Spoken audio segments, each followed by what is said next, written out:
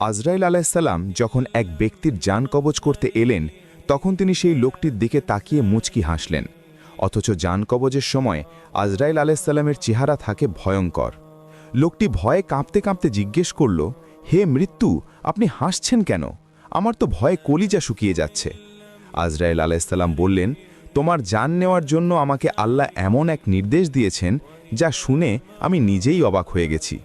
আজরাইল আলাইসাল্লাম বললেন, সাধারণত পাপিষ্ঠটির জান আমি আগুনের শলাকা দিয়ে টেনে বের করি, আর নেককারদের জান কুলের মতো তুলে নিই।